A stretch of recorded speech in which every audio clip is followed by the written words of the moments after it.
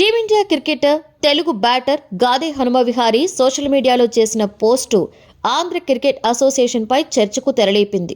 గత కొన్నేళ్లుగా ఆంధ్ర జట్టు విజయాలలో కీలక పాత్ర పోషిస్తున్న హనుమవిహారీ ఈ సీజన్ ప్రారంభంలో కెప్టెన్సీకి గుడ్ బై చెప్పడం, తాజాగా సీజన్ ముగిశాక జట్టుకు వీడ్కోలు పలకడం చర్చనీయాంశంగా మారింది.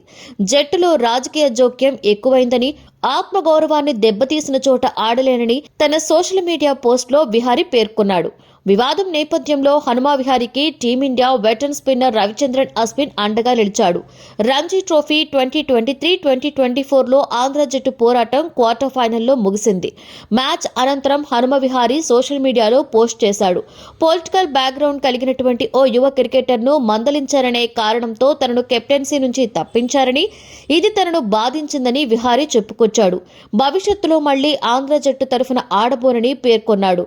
అయితే విహారీ ఆరోపణలు అవాస్తవమని ఆంధ్ర క్రికెట్ అసోసియేషన్ ప్రకటన విడుదల చేసింది.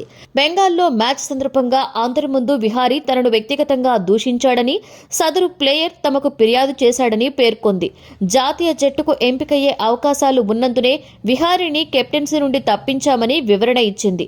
తననే కెప్టెన్ గా కొనసాగించాలని జట్టులోని ఆటగాళ్లంతా ఆంధ్ర క్రికెట్ అసోసియేషన్ కు లేఖ రాశారని విహారీ పేర్కొన్నాడు.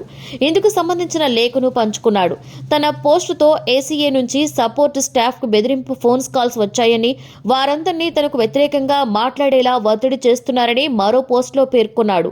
ఇక హనుమవిహారీ వ్యవహారం భారత క్రికెట్ వర్గాలలో తీవ్ర చర్చనీయాంశమైంది. దీనిపై team India veteran spinner Ravichandran Ashwin social media వేదికగా స్పందించాడు. కుట్టి స్టోరీస్ విత్ యాష్ విహారీ గారు, మీరు రెడీగా ఉన్నారా అని పోస్ట్ చేశాడు. ఈ విషయాలపై తన యూట్యూబ్ ఛానల్తో మాట్లాడతావా అని విహారీని అడిగాడు. దీనికి స్పందించిన విహారీ, మీరు ఎప్పుడంటే అప్పుడు అని బదులిచ్చాడు. కాగా హనుమవిహారీ, రవిచంద్రన్ అశ్విన్లు ఇద్దరు మంచి స్నేహితులు. ముఖ్యంగా 2020-2021లో ఆస్ట్రేలియా పర్యటనలో భాగంగా సిడ్నీ వేదికగా జరిగిన టెస్ట్లో ఈ జోడీ భారత్కు ఓటమిని తప్పించింది. ఈ మ్యాచ్లో తొలుత బ్యాటింగ్ చేసినటువంటి ఆస్ట్రేలియా 338 పరుగులు చేసింది. అనంతరం భారత్ను 244 పరుగులకు ఆల్అౌట్ చేసింది. దీంతో ఇన్నింగ్స్లో 312కు 6 వద్ద ఇన్నింగ్స్ను డిక్లేర్ చేసి టీమిండియా ముందు 407 పరుగుల భారీ లక్ష్యాన్ని నిలిపింది.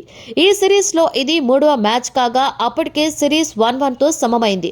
ఈ దశలో భారత్ ముందు భారీ లక్ష్యంగా నిలిచినటువంటి ఆసీస్ గెలిచి సిరీస్లో ఆధిక్యంలోకి వెళ్లాలని భావించింది. అయితే రిషబ్ పంత్ దూకుడుగా బ్యాటింగ్ చేసి ఆసీస్ కుండల్లో గుబులు రేపాడు. 118 బంతుల్లో 97 రన్స్ చేసి పంత్ అవుట్ అయిన తరువాత పరిస్థితి మారిపోయింది. కాసేపటికే పుజారా కూడా అవుట్ కావడంతో భారత్ 272 పరుగులకు 5 వికెట్లను కోల్పోయింది. అప్పటికి సుమారు 44 ఓవర్ల ఆట మిగిలి ఉంది.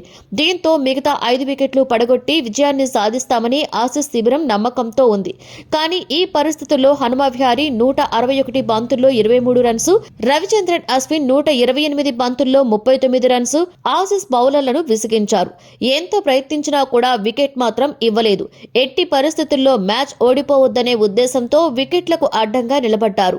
మిస్టర్ డిఫెండబుల్ రాహుల్ ద్రావిడ్ ను తలపించేలా బ్యాటింగ్ చేశారు. దీంతో అనూహ్యంగా ఈ మ్యాచ్ ను భారత్ డ్రా చేసుకుని సిరీస్ 1-1తో సమమైంది. ఆ తర్వాత జరిగిన మ్యాచ్ లో గెలిచినటువంటి భారత్ ఆసీస్ గడ్డపై 2-1తో సిరీస్ ను కైవసం చేసుకుంది.